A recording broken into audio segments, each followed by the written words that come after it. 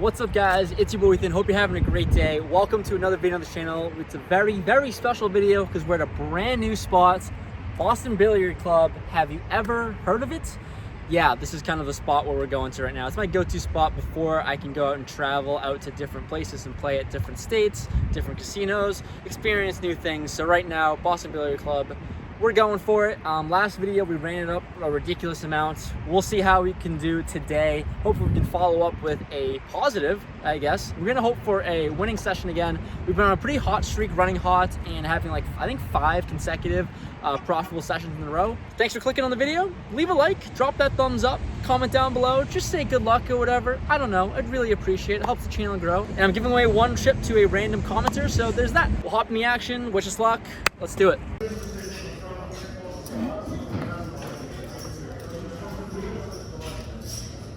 We hop into the 2-5 game, buying for the max of $1,000, and the first hand we pick up, pocket sevens, and we are opening up the action to $15. Folds back to the small blind, who will 3-bet us to 65. Folds back to us, and here we have a decision to make here. Obviously, folding seems out of the question since we're playing 6-handed, facing a much larger 3-bet. This larger sizing seems a little fishy. Seems like he's representing a lot of ace-king, ace-queen hands, so I think about potentially ripping in the 4-bet here early on in the session, but with pocket sevens, we're not going to get crazy just yet. I decide to call, and we're going to a flop in position. The flop comes queen 3-4, 2 hearts out there. He down bets to $45. Here with a flush draw on the board and 1 card over our pair, I decide to just make the call here. I think he can be down betting with a lot of ace-king hands in his range for sure. Of course, he can have a lot of ace-queens as well. Also, some weird suited Broadway cards potentially, and heart draws. So I don't let go of my pair sevens just yet, and I call. We're going to a turn which comes a 4. Once again, he bets $175, sizing up here.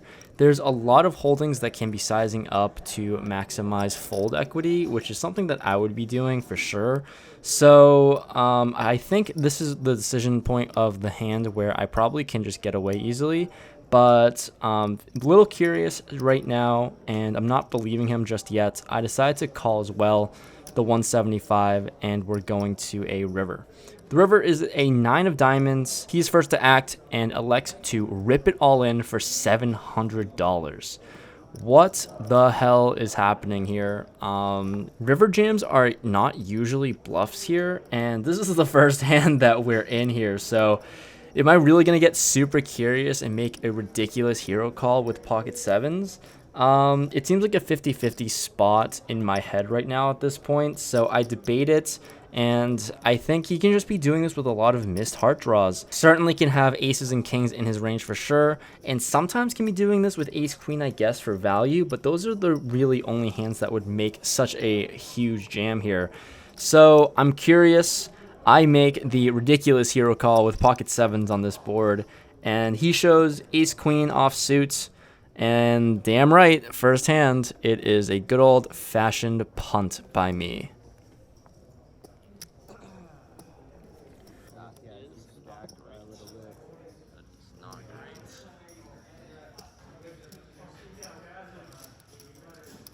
We buy back in for 1,000, of course. We can't make this vlog last one hand, so we're in for another 1,000. And here I'm on the button, and I actually straddle to $10. And the early position player opens up to $30. We look down at freaking aces, of course. What a perfect time to straddle on the button. So here, this is the same guy that stacked me before, so trying to get some of my money back. I 3-bet to $95, and he makes the call without too much deliberation. So we're going to a flop. The flop comes king 10-5 rainbow, and he checks to us. Pretty good board for us to continue on and bet on the larger side. He could have a lot of king X's since he's opening from early position. So I bet $145. He unfortunately just snap folds immediately. So we don't get any more value with aces, but at least we got $100 back. Hand following that, we're playing 4-handed now, and we're on the big blind with king queen offsuit. Playing 4-handed here, the button opens up to $15 and actions onto me. 4-handed, king queen offsuit, certainly going to be 3-betting, so I decide to 3-bet to $55 and he makes the call. We're going to a flop, which comes 8-4-3 rainbow, and I think this is a good enough board to c-bet and try to just take it down. He has a ton of holdings that can certainly miss on this flop, so we decide to just c-bet $40, and he decides to make the call. We're off to a turn. Turn comes the 6 of clubs, brings in a backdoor flush draw. Board is super connected now, and it really doesn't favor my 3-betting range. So probably can just be checking and slowing it down, but for one reason or another, I decided to fire a second barrel because we're just feeling a little stupid right now. I fire for $105. He does not fold yet, not the outcome that we're looking for. He makes the call for 105, and we're going to a river. The river's 3, and there's not much I can do here. I feel like I could potentially just triple barrel really large, but I give up and check here.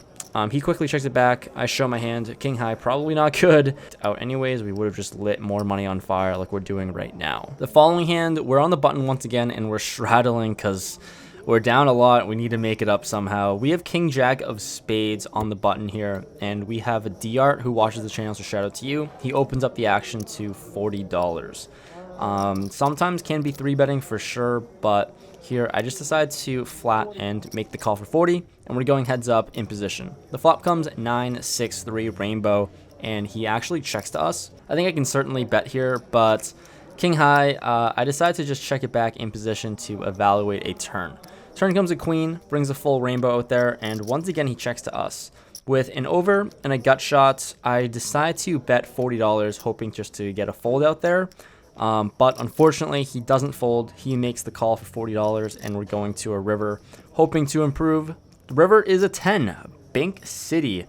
Here, sitting with the nuts, he checks to us, and gonna go for value, and I decide to polarize and size up. I don't think I can get a whole lot of calls from like ace highs or random pairs like pocket eights or whatever anyways. So ideally trying to target queen X or maybe a hand like 9-10. I sized up to $150. Unfortunately, he folds pretty quickly with ace high, so unfortunate to get no value there after rivering the gut shots. But we take this one down. We can't lose every single pot, right? Here in this next hand, we actually get moved from the must move to the main game. So here at a different table, we have king 10 offsuit in the cutoff. A middle position player opens up the action to $15. I call in position. It's a little loose and a little wide of a call, but we're going to play it in position, I guess. And we're going heads up to a flop. The flop comes king 8-6 rainbow, and he checks to us, which is a little interesting and strange. I know he watches the channel, and I know I showcase a lot of bluffs. So here with top pair, I certainly can check it back, but I decided to just go for some value here somehow. I bet $20, and he makes the call. Heads up to a turn, which comes the queen of clubs. Once again, he checks, and here, can I really get more value? Not entirely sure, but there are some draws out there, I guess, in terms of 9-7, jack 10, and whatnot. So I size up to $50, and he quickly makes the call for 50, and we're going to a river. The river is another queen, and he checks to us for a third time. Here, with king 10, my 10 kicker still plays, and I don't really know how much value I can really squeeze out anymore, so I elect to just check it back, and he shows us one of those really interesting hands, ace king. I did not expect that one, and we lose that one. Hand for that is a little fun. We have king queen of diamonds on the button. The under the gun player opens up the action to $20. Folds all the way back to me, and I certainly can be flatting. And this under the gun player is someone that I'm certainly friendly and familiar with since he watches the vlog, so shout out to you, Owen. I decided to 3-bet with king queen suited on the button, certainly a good time for it. So I 3-bet to $60. It folds all the way back to the under the gun player, Owen, who decides to put in the good old 4-bet. 4-bet to $200, and we're sitting pretty deep. I have $1,000 in front. He covers me by a ton. And here, facing a large 4-bet, it's pretty interesting. I almost thought about 5-betting, but here we can just call in position with about $800-ish behind.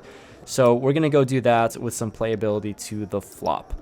So we're going to a flop heads up, which comes 10-8-5, 2 clubs. And now he c-bets for $200 once again. I am just really not believing him at this point. I didn't believe him when he 4-bet us, and I'm certainly not believing him now on this flop.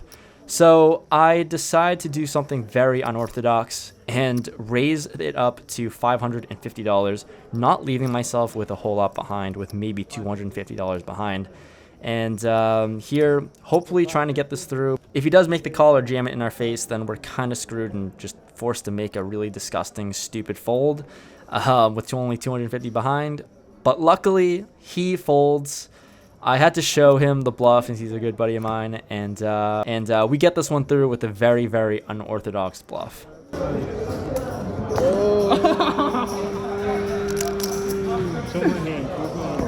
Hand after that, we pick up King Queen suited once again, and we're under the gun, sitting with about 1,500 in our stack. I open up the action to $20, folds all the way back to the big blind, who 3-bets us to 70. Since sitting at this table, I've seen him 3-bet a ton now, and he also watches the vlog, so shout out to you, Marty. I decided to make the call with a pretty strong hand, and we're in position. Going to a flop, which comes Queen 5-6, 2 diamonds. He bets $100, and I think this is just a larger sizing. I'm not really sure what to make of it, but with top pair, I certainly can't fold just yet, so I decide to make the call, and we're going to a turn. Turn comes the deuce of spades, basically a brick besides 3-4, but that's nothing to worry about. He once again leads out for $225. He's got about $400-ish behind. This is really another decision point of this hand here.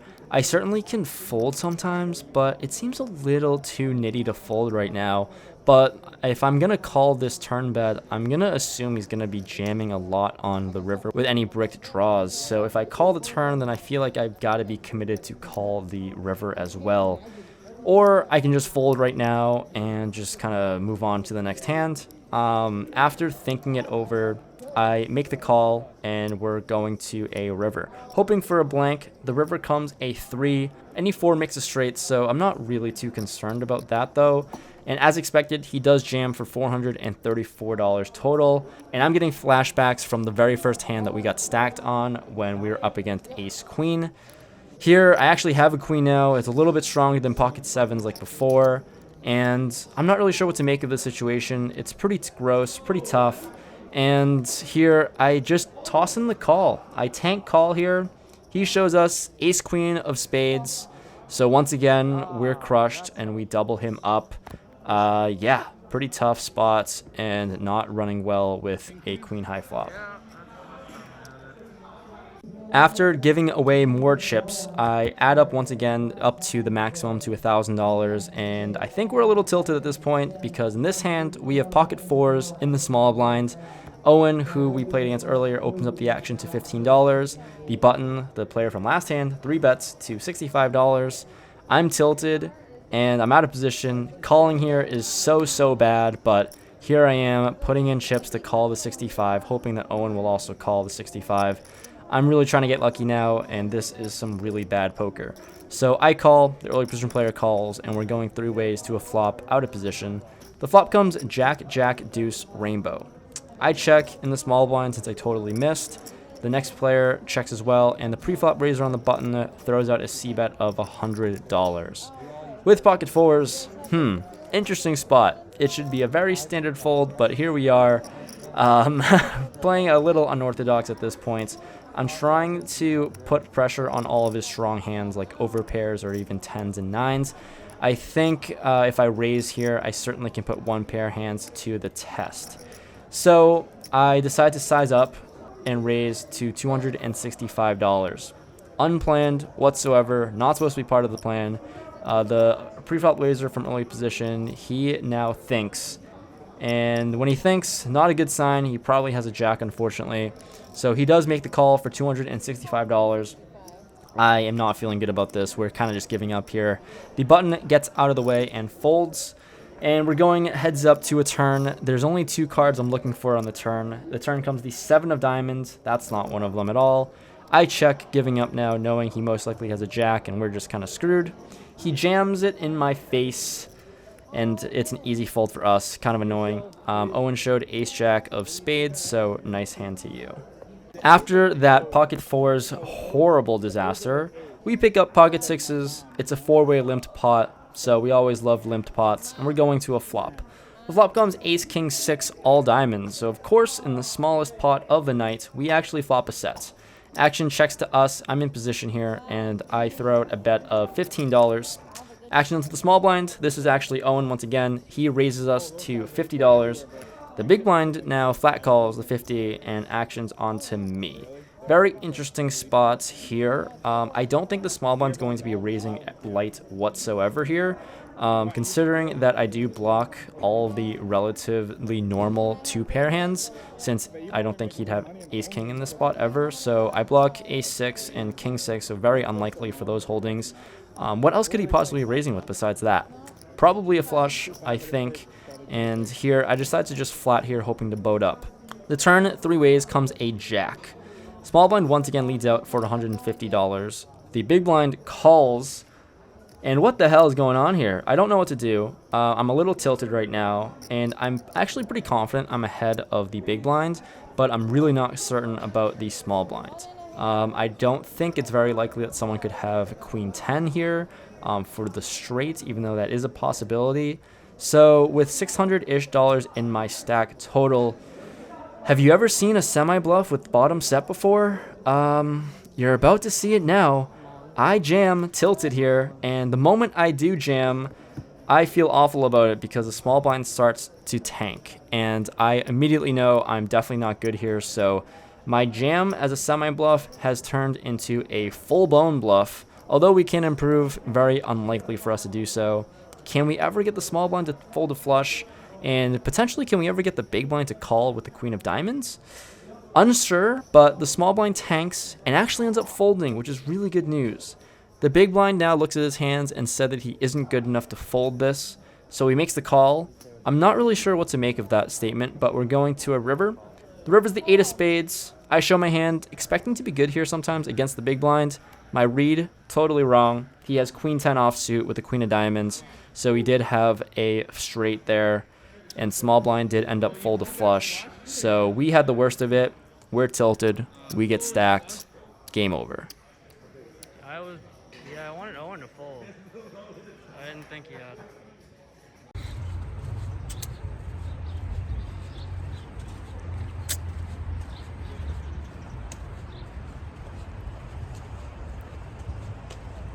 It's one way to torch money.